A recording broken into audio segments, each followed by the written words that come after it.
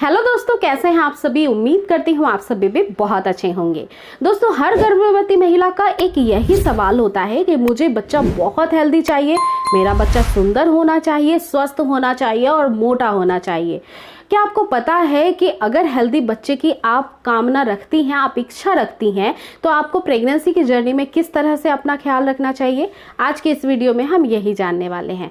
Actually friends, होता ये है कि प्रेग्नेंट महिला ऑलवेज अपने बच्चे को हेल्दी रखने के लिए काफ़ी ज़्यादा उत्साहित रहती हैं। वो एक छोटी छोटी सी भी गलती नहीं करना चाहती हैं जिससे बच्चे पे कोई भी नकारात्मक प्रभाव पड़े।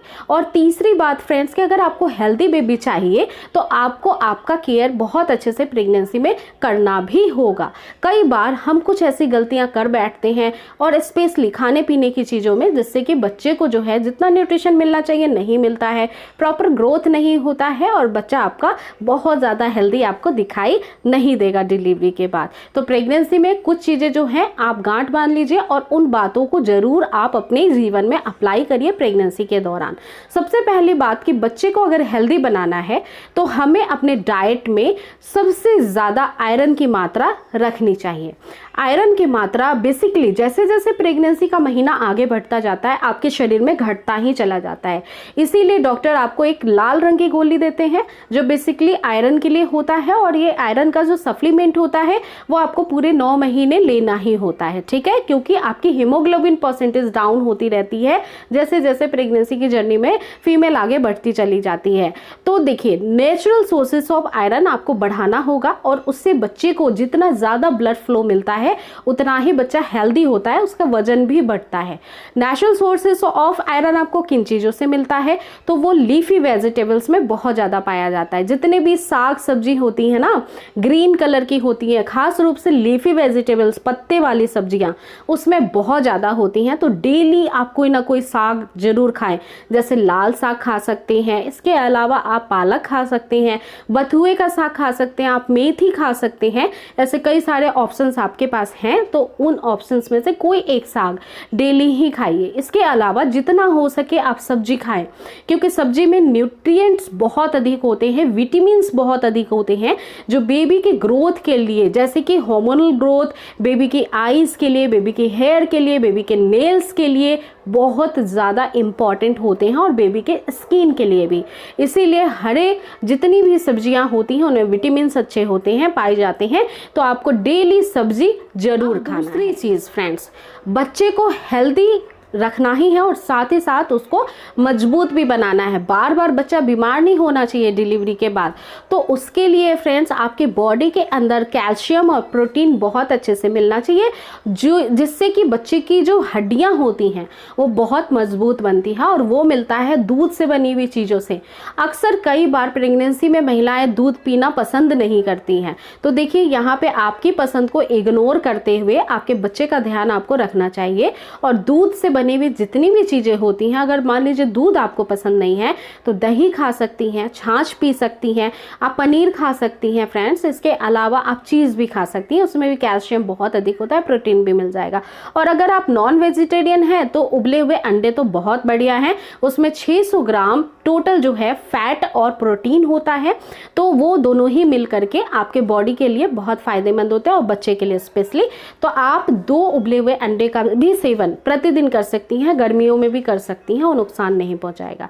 इसके अलावा तीसरी बात का ध्यान रखिए, स्किन संबंधित बच्चे की फेयरनेस जो होती है या बच्चे का ग्लो जो होता है वो थोड़ा बहुत अच्छा और इन्हांस करने के लिए आपको केसर वाला दूध लेना चाहिए। अब देखिए, केसर जो है वो एंटीऑक्सीडेंट गुणों से भरा होता है, इसीलिए वो स्किन से संबंधित कई सारी चीज़ों को, समस्याओं को दूर भी करता है, स्किन को चमकीला बनाता है फ्रेंड्स, ठीक है। इसीलिए आपने कई बार कुछ एडवर्टाइजमेंट में भी सुना होगा कि ये केसर युक्त है, चंदन युक्त है, ओके। तो केसर जो है आप ले सकती हैं प्रेगनेंसी में, लेकिन केसर लेते वक्त 2 बातों का ध्यान रखना है। सबसे पहली बात ये कि आपका अगर फर्स्ट ट्राइमेस्टर चल रहा है, पहला दूसरा तीसरा महीना, जो बहुत नाजुक होता है, इस वक्त में मिसकैरेज के चांसेस अधिक होते हैं। आपके बॉडी टेम्परेचर बहुत हाई नहीं जाने चाहिए। केसर चूंकि गर्म तासीर की चीज़ होती है, इसलिए इस महीनों में, इन 3 महीनों में केसर वाले दूध का सेवन आपको नहीं करना है। उसके बाद चौथे या 5वें महीने से केसर वाले दूध का सेवन कर सकती हैं, लेकिन केसर की मात्रा केवल 3 या 4 धागों की ही होनी चाहिए 1 गिलास दूध के अंदर। तो इतने गिन के ही आप 1 गिलास दूध में बॉयल करिए और ये सफिशिएंट है, इससे नुकसान नहीं पहुंचेगा। डेली रात को सोने से पहले केसर वाला दूध ले लीजिए। इससे दूसरा फायदा ये होगा कि फ्रेंड्स आपको नींद अच्छी आएगी, ठीक है, और आपको जो है बहुत ज़्यादा एनर्जी भी रहेगा बॉडी के अंदर, और बच्चे का तो फेयर स्किन इससे होता ही। इसके अलावा फ्रेंड्स नट्स की बहुत इंपॉर्टेंट भूमिका होती है आपके प्रेगनेंसी को बहुत सपोर्ट देने के लिए, हेल्दी रखने के लिए। नट्स के अंदर मल्टीपल विटामिन्स होते हैं फ्रेंड्स, बहुत सारे ऐसे विटामिन्स होते हैं जो बहुत पावरफुल होते हैं आपके शरीर को मजबूत रखने के लिए। इसीलिए आपको डिलीवरी के बाद भी लड्डू खिलाई जाती हैं जो ड्राई फ्रूट्स के होते हैं। तो जितने भी ड्राई फ्रूट्स हैं ना, वो आप सिलेक्ट कर लीजिए आपके पसंद के अनुसार, और डेली आप करीब जितनी आपकी मुट्ठी में आ जाए ना उतने ड्राई फ्रूट्स आप डेली खाइए। अब ड्राई फ्रूट्स के अंदर केवल एक ड्राई फ्रूट्स को आपको बिल्कुल लिमिट लेना है, लिमिटेशन बेस पे लेना है, वो है काजू यानी कैशू। ये काजू जो होता है इसमें फैट की मात्रा अधिक होती है, और प्रेगनेंसी में ऐसे भी आपकी फैट बढ़ती है, करीब 6 से 12 किलो आपका वजन बढ़ जाता है। तो अगर आप काजू खाएंगे बहुत ज़्यादा तो हाई कैलोरी की वजह से और वेट पुट ऑन हो जाएगा और वो नॉर्मल डिलीवरी में फिर दिक्कत पैदा करेगा। इसीलिए नट्स लें लेकिन काजू की मात्रा कम रखिए, किशमिश की मात्रा बढ़ा लीजिए। आप काले किशमिश की मात्रा और ज़्यादा अधिक करेंगे तो और अच्छा रहेगा, उसमें आयरन और भी ज़्यादा होता है। तो इस तरह से अगर आप अपने हेल्दी डाइट को मेंटेन रखेंगी तो आपका बच्चा ऑलवेज हेल्दी होगा, सुंदर होगा। लेकिन लास्ट में एक चीज़ ज़रूर बताना चाहूँगी कि अगर आपकी प्रेगनेंसी में कोई प्रीवियस हिस्ट्री में कॉम्प्लिकेशन है, अगर आपकी बॉडी में कोई कॉम्प्लिकेशन है, अगर जेनेटिकली कोई कॉम्प्लिकेशन है, जैसे कि जो बच्चा होता है उसकी जेनेटिक चीज़ें ही ट्रांसफ़र होती हैं मदर फादर से बेबी में, तो आपका स्किन टोन, आपके हस्बैंड का स्किन टोन कैसा है उसी पे बेबी का भी स्किन टोन होता है, और आपकी किस तरह से प्रीवियस हिस्ट्री है मेडिकल की, या फिर फ्रेंड्स आपकी जेनेटिकली हिस्ट्री कैसी है, उसी पे बच्चा जो है वो पूरा डेवलप करता है। तो ऐसा नहीं है कि अगर आप देखेंगे कि अफ्रीका का कपल है तो उसका बेबी जो है यूएस के बच्चे के जैसा हो जाएगा, ऐसा नहीं होता है। तो इन बातों को भी ध्यान में रखिए, गलत किसी धारणा में मत रहिएगा। बच्चा बस स्वस्थ होना चाहिए, आपसे ज़्यादा सुंदर होना चाहिए, और डेफिनेटली होगा अगर आप अपना बहुत अच्छे से स्पेशल तरीके से ध्यान रखेंगी। और being a female, being a human, हमें अपना बहुत अच्छे से ख्याल रखना भी चाहिए, हमें हमारे बेबी को, हमारे आने वाले जनरेशन को और अच्छा बनाने के लिए।